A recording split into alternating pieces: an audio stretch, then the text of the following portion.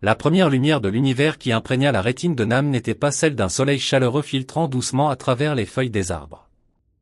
C'était une bande néon bleu froid qui coulait au bord de sa vision, comme une fissure dans une membrane de verre fragile et mince. Nam ouvrit les yeux, ou plutôt, il hissa lentement sa conscience des abysses d'une obscurité profonde. La petite chambre d'auberge étroite en banlieue de Hanoï émergea dans une lumière floue, dépourvue de vitalité. Les murs, avec leurs vieux plâtres écaillés révélant une peinture sous-jacente tachée de taches, ressemblaient à une carte inachevée, et les fissures serpentaient comme les lys asséchés des rivières dans un désert. L'air était lourd d'une odeur de moisi, mêlée au lointain klaxon des camions et au ronronnement sourd des moteurs. Ce monde physique n'était pour Nam qu'une halte temporaire, un salon d'attente fastidieux où son corps de chair et d'os devait se ravitailler en énergie et évacuer ses déchets. Il aspirait à retourner à la véritable réalité. Nam leva une main sèche. Ses doigts tremblèrent légèrement dans l'air pesant. Inconsciemment, son index et son pouce se frottèrent l'un contre l'autre, comme pour agrandir une image invisible. Mais rien ne se produisit. Aucune fenêtre d'analyse matérielle ne s'ouvrit sur la fissure au plafond, et aucun curseur ne se matérialisa pour la combler par la pure force de la volonté. L'impuissance du monde physique suscita une nausée qui remonta de son estomac, comme si son corps trahissait les attentes forgées au fil d'innombrables heures dans un autre espace. Il soupira. Un son sec et rauque résonna dans la pièce silencieuse. Il saisit l'anneau de réaction neuronale posé sur la table de chevet. Cet anneau de métal froid était la clé pour s'évader de la prison rigide et ennuyeuse des lois physiques. Dès qu'il enveloppa ses tempes, une stimulation électrique familière parcourut sa colonne vertébrale. La voix de l'intelligence artificielle auxiliaire ne résonna pas dans ses oreilles, mais directement dans son cortex cérébral. Elle était douce et parfaite, comme si sa langue maternelle se muait en une symphonie. Le système initia la synchronisation. Nam ferma les yeux. L'obscurité de la chambre s'effaça, et un réseau de coordonnées tridimensionnelles se construisit à une vitesse vertigineuse. Il commanda mentalement, configure l'environnement sur un matin parfait au bord de la mer Méditerranée. Immédiatement, une odeur salée d'océan stimula son odorat, mêlée au parfum des algues et du sable chaud. Le bruit des vagues remplaça le chaos extérieur, apportant un rythme doux comme la marée. Nam était un architecte de réalité virtuelle, une profession révérée par une humanité lasse des limites grossières de la matière. Il ne construisait pas des maisons de briques, mais des expériences vivantes et respirantes, pour ceux qui payaient le prix le plus élevé. Il pliait les lois physiques à sa guise. Aujourd'hui, sa tâche consistait à affiner l'élasticité de la lumière dans un jardin exclusif pour les ultra-riches numériques. Il marcha sur une pelouse bleue. Les brins d'herbe caressèrent ses chevilles avec une sensation si vivace qu'elle semblait provenir de la main d'un créateur. Cette perception était terrifiante de réalisme. Le cerveau ne distinguait plus les signaux authentiques des nerfs sensoriels de ceux injectés directement dans les zones de perception via l'interface neuronale. Il toucha une rose de velours flottant dans l'air. Au lieu d'épines, des pétales doux comme de la soie effleurèrent sa peau. Il fronça les sourcils, concentra sa volonté et accéda au code profond de la fleur. Dans sa vision, la structure de la fleur se décomposa en milliers de lignes de données scintillantes comme des étoiles. Il commanda, maximise la variable du parfum et réduit la densité de chaque pétale à zéro absolu. Instantanément, un arôme intense se diffusa, enivrant comme un vin antique. Les pétales se séparèrent, devenant de petits nuages roses flottant au vent. C'était le pouvoir d'un dieu, et le plaisir de cette force était la drogue la plus puissante. C'était la raison pour laquelle Nam, et des milliards d'autres, haïssaient de plus en plus se réveiller dans la réalité chaque matin. Le vrai danger ne résidait pas dans la technologie elle-même, mais dans l'effrayante adaptabilité du cerveau humain. Au cours de millions d'années d'évolution, le cerveau avait été programmé pour croire absolument ce que rapportaient les sens. Si les yeux voyaient, les oreilles entendaient, les mains touchaient, cela devenait une vérité incontestable. Mais désormais, un petit appareil pouvait tromper tous les sens, rendant le concept de « vérité » aussi fragile qu'une toile d'araignée dans une tempête. Nam ne se rappelait plus la dernière fois qu'il avait savouré un repas vraiment délicieux dans la réalité. Les aliments réels n'étaient que des barres nutritives pour maintenir la vie. Mais dans le monde virtuel, il pouvait goûter la douceur d'un fruit mûr dans un verger céleste, sentir un vin de première qualité fondre sur sa langue, même si son estomac réel restait vide et silencieux. Tandis qu'il ajustait l'indice de réfraction de la lumière à travers une goutte de rosée artificielle, un avertissement d'urgence clignota au bord droit de sa vision. Indicateur de survie corporelle en chute brutale. Concentration d'eau dans le 115% en dessous du seuil de sécurité. Nam jura intérieurement. Ce corps biologique exigeait une maintenance incessante, comme une machine antique défectueuse. À contre-cœur, il suspendit la connexion et passa en mode veille. La sensation d'être arraché du paradis et jeté en enfer était terrifiante. En ouvrant les yeux, une migraine le frappa comme un marteau. La lumière de la chambre lui paraissait désormais pixelisée, factice. Il se leva en titubant et se dirigea vers le réfrigérateur. Au moment où il saisit la poignée rouillée, un signal étrange effleura son cerveau. La froideur ne se fit pas sentir immédiatement. Il alterna son regard entre sa main et la porte. Les yeux confirmaient le contact, mais le toucher transmit la sensation de froid avec un délai de 2 secondes. C'était un phénomène de latence typique du monde virtuel. Désormais, il s'insinuait dans la réalité. Preuve que les frontières entre les deux mondes s'estompaient. Nam but avidement de l'eau. Le liquide froid descendit dans sa gorge, clarifiant son esprit, mais l'anxiété continuait de serrer son cœur. Il regarda par la fenêtre. Des gratte-ciel gris perçaient un ciel pollué. Un pigeon se posa sur le rebord, l'observant de ses yeux intelligents. L'instant d'après, le pigeon se décomposa en blocs de pixels, puis se recomposa. Il se frotta vigoureusement les yeux. Était-ce une dégradation de la vue, ou son cerveau appliquait-il les règles de rendu informatique à la réalité? Il tendit la main pour balayer les détails du pigeon. Ses doigts fendirent le vide. Le pigeon s'envola, surpris. Nam contempla sa main flottante dans un état second. Cette confusion n'était pas nouvelle, mais sa fréquence augmentait progressivement. Les études en neurosciences documentent que les utilisateurs prolongés de réalité virtuelle subissent un choc informationnel lors du retour à la réalité, car le cerveau reconfigure ses connexions neuronales pour s'adapter. Il s'attend à une résolution plus élevée, des couleurs plus vives, un retour immédiat. Lorsque la réalité ne répond pas à ses attentes, il comble les lacunes par des hallucinations ou traite la réalité comme une version boguée. Nam sentait ce phénomène mystérieux s'infiltrer dans chaque cellule de son être. Une curiosité mêlée de terreur l'envahit devant le potentiel latent de la perception humaine. Il s'allongea de nouveau sur le lit. Une lassitude s'étendit comme un brouillard épais. Il n'avait envie ni de réparer le robinet qui fuyait dans la salle de bain, ni de répondre aux messages d'avis de loyer du propriétaire, ni d'affronter la solitude dans ses murs moisis. Il aspirait à retourner au jardin, où il était le créateur suprême, et où tout défaut s'effaçait d'une ligne de commande. Il remit l'anneau. Cette fois, il se connecta non au jardin, mais à une place ouverte de l'ère numérique.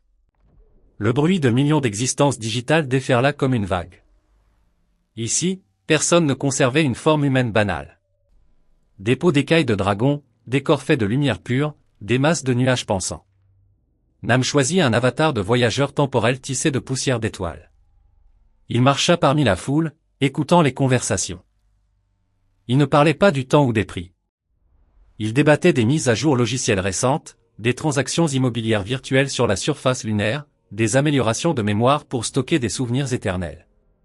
Une jeune fille aux ailes de papillon atterrit. Ses yeux étaient des trous noirs abritant des galaxies. Elle arbora un sourire aux proportions d'or parfait et demanda par télépathie, « Veux-tu rejoindre l'aventure ?» Nous réécrivons l'histoire du XXe siècle. Nous effaçons toutes les guerres et les remplaçons par un festival de musique éternelle. Nam hocha la tête sans hésiter. Pourquoi vivre une histoire emplie de souffrances alors que nous pouvons la réécrire plus propre, plus belle? Ils traversèrent les données en volant. Le vent effleura ses oreilles, la gravité disparut. Une liberté absolue enveloppa son corps. Mais au plus profond de son subconscient, une petite voix rationnelle hurla. Le corps physique restait immobile, les muscles s'atrophiaient, le cœur battait lentement pour économiser l'énergie. Ce cri était trop faible face à la symphonie grandiose du monde virtuel. Il l'ignora. Le problème surgit quand Nam tenta d'invoquer une épée de lumière pour trancher le mur du temps. Il se concentra. Réponse du système, erreur d'accès aux données, surcharge de cache. L'épée clignota et disparut. Simultanément, une douleur réelle remonta de son bras gauche jusqu'au cerveau.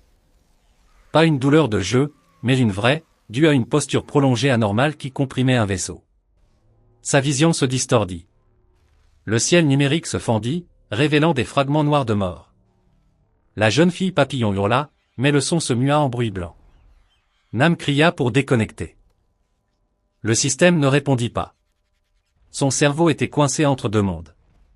Soudain, tout devint noir. Nam se réveilla essoufflé, trempé de sueur.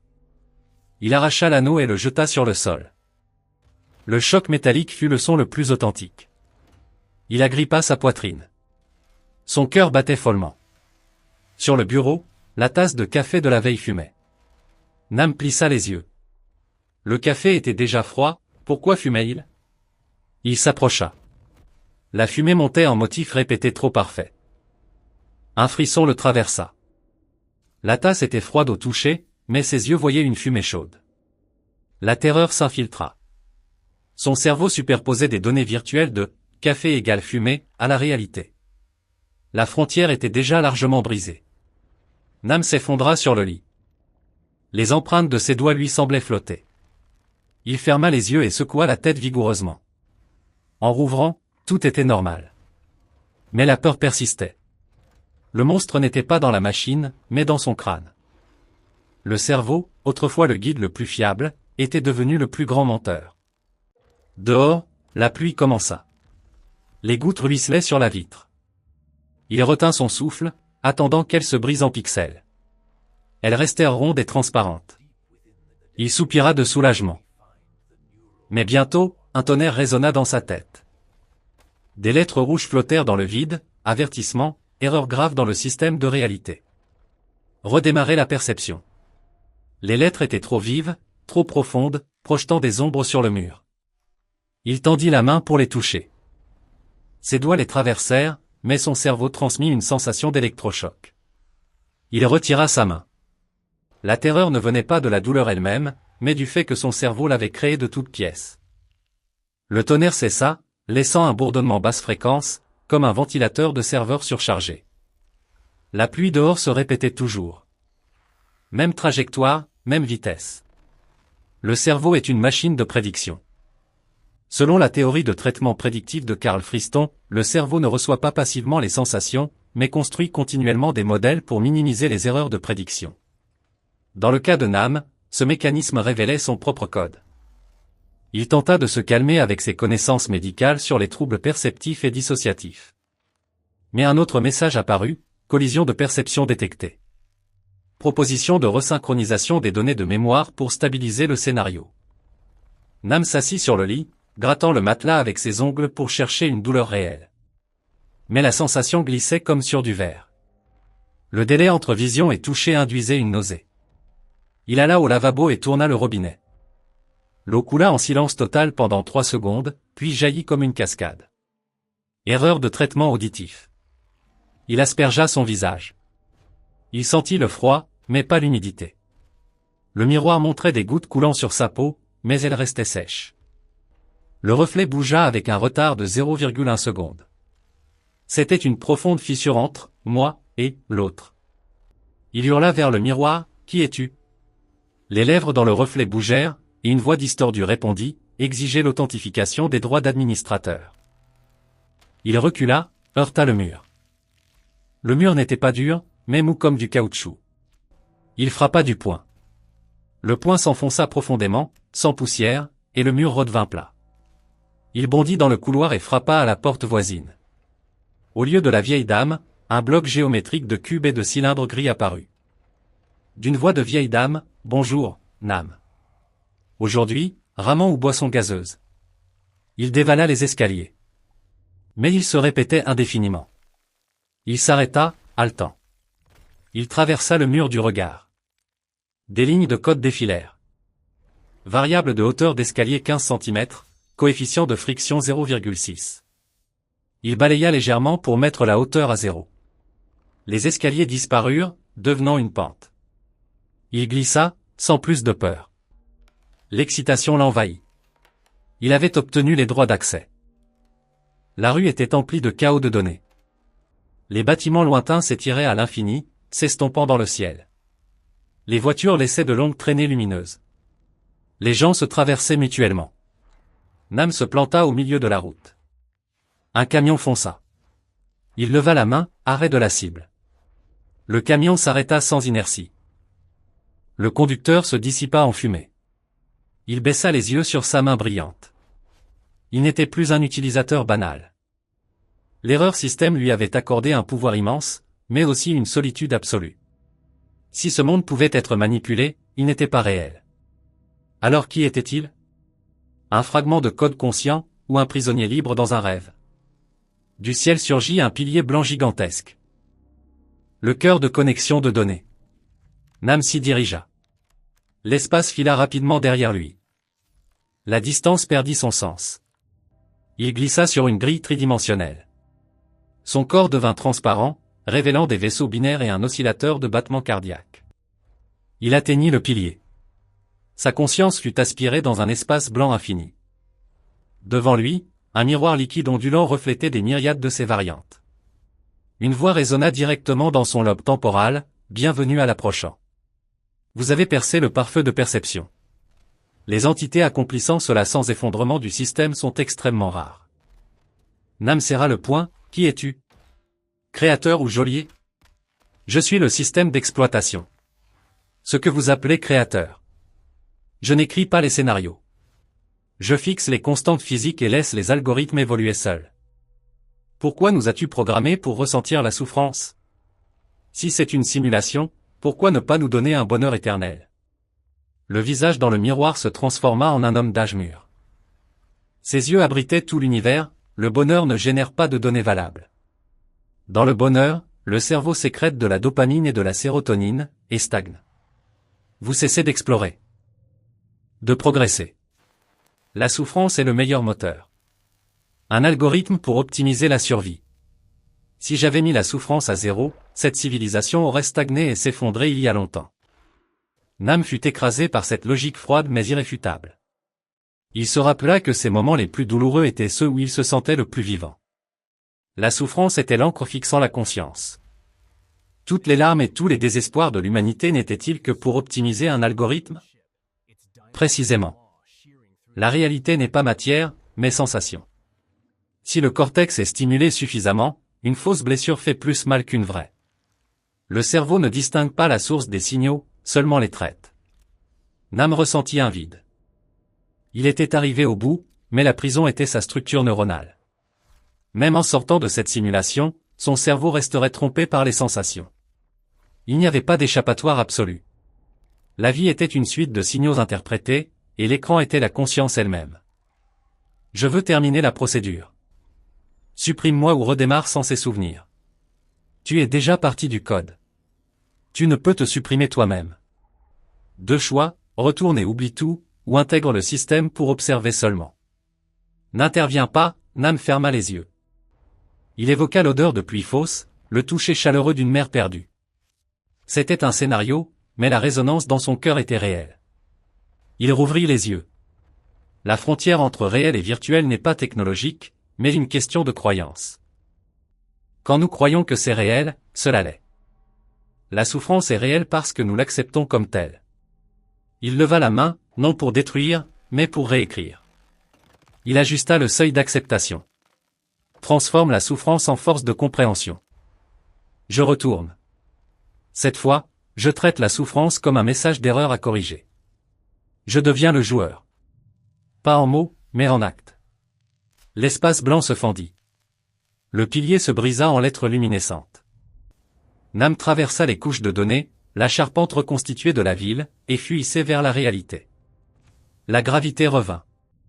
Lourde, mais réelle. Ses poumons se remplirent d'air. Nam se trouva au milieu d'un carrefour animé de Hanoï. Klaxons, odeur d'échappement, foule pressée. Tout était chaotique et sale, mais étrangement vivant. La douleur résiduelle dans sa poitrine était l'après-coup du choc. Il ne grimaça pas. Il posa la main sur son cœur, sentant les battements irréguliers, et sourit. Ce monde pouvait être faux, les gens autour des personnages non-joueurs, mais la liberté de son esprit était réelle. Il s'avança parmi la foule. Désormais, il n'était plus victime du scénario, mais l'auteur écrivant son histoire sur l'écran de la vie.